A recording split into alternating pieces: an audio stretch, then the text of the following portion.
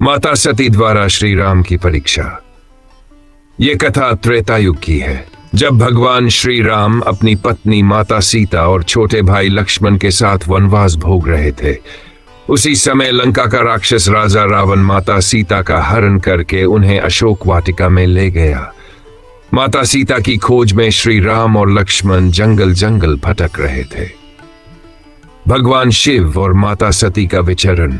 इसी दौरान कैलाश पर्वत पर भगवान शिव अपनी अर्धांगिनी माता सती के साथ निवास कर रहे थे।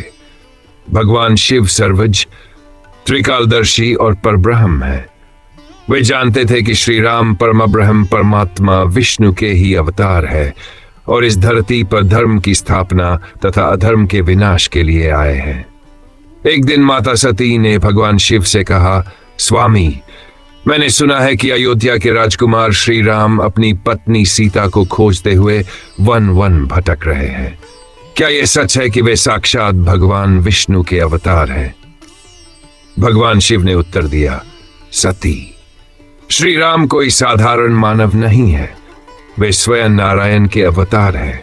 उनका यह वनवास, सीता माता का हरण और उनका दुख और लीला मात्र है। लेकिन माता सती को विश्वास नहीं हुआ। उनके मन में संदेह उत्पन्न हुआ कि यदि श्री राम सचमुच भगवान है तो वे एक साधारण मनुष्य की भांति विलाप क्यों कर रहे हैं?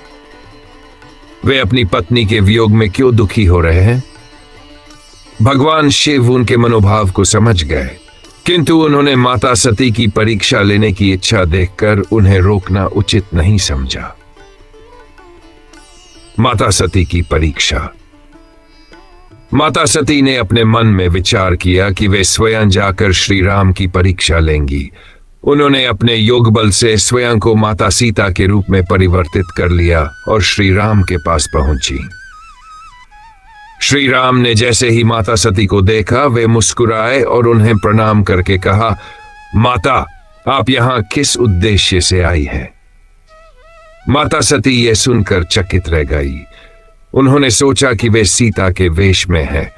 फिर भी श्री राम ने उन्हें माता क्यों कहा? श्री राम मुस्कुराते हुए बोले, हे माता सती, आप त्रिलोक में विख्यात हैं। आपको यह परीक्षा लेने की क्या आवश्यकता थी? आप भोलेनाथ की अर्धांगिनी हैं। आप स्वयं आदिशक्ति हैं। क्या आपको यह शोभा देता है कि अपने स्वामी के वचनों पर संदेह करें? यह सुनकर माता सती अत्यंत लज्जित हुई। वे समझ गई कि श्री राम केवल अयोध्या के राजकुमार नहीं बल्कि साक्षात नारायण है। वे अपराध बोध से भर गई और शीघ्रता से वहां से चली गई। भगवान शिव का मौन व्रत। जब माता सती वापस कैलाश पर्वत पहुंची तो उन्होंने भगवान शिव से इस घटना का उल्लेख नहीं किया, लेकिन भगवान शिव सब कुछ जानते थे। वे माता सती के मनोभाव और उनकी परीक्षा की बात समझ गए। भगवान शिव को यह अत्यंत दुख हुआ कि माता सती ने उनके वचनों पर विश्वास नहीं किया और स्वयं परीक्षा लेने चली गईं। इसलिए उन्होंने अपने मन में एक संकल्प किया और सती से दूरी बनाए रखने का निर्णय लिया। उन्होंने मौन व्रत धारण कर लिया और समाधि में लीन हो गए। माता सती इस परिवर्तन से अत्यंत दुखी हुई। उन्होंने प्रयास किया कि भगवान शिव उनसे पहले की भांति प्रेम पूर्वक वार्तालाप करे, लेकिन शिव जी अब उनसे दूर दूर रहने लगे। माता सती का त्याग और पुनर्जन्म। समय बीतता गया। कुछ समय बाद जब राजा दक्ष ने यज्ञ का आयोजन किया, तब उन्होंने भगवान शिव का अपमान किया और उन्हें यज्ञ में आमंत्रित नहीं किया। माता सती अपने पिता दक्ष के इस व्यवहार से अत्यंत आहत हुई। उन्होंने यज्ञ में जाकर अपने पिता को समझाने का प्रयास किया, लेकिन जब राजा दक्ष ने भगवान शिव का निरादर किया तो माता सती से यह अपमान सहन नहीं हुआ। उन्होंने उसी क्षण अपने योग बल से अपने प्राण त्याग दिए। जब भगवान शिव को इस घटना का पता चला तो वे अत्यंत क्रोधित हो गए। उन्होंने अपने गणों को भेजकर दक्ष यज्ञ का विध्वंस करवा दिया और स्वयं माता सती के पार्थिव शरीर को लेकर समस्त ब्रह्मांड में घूमने लगे।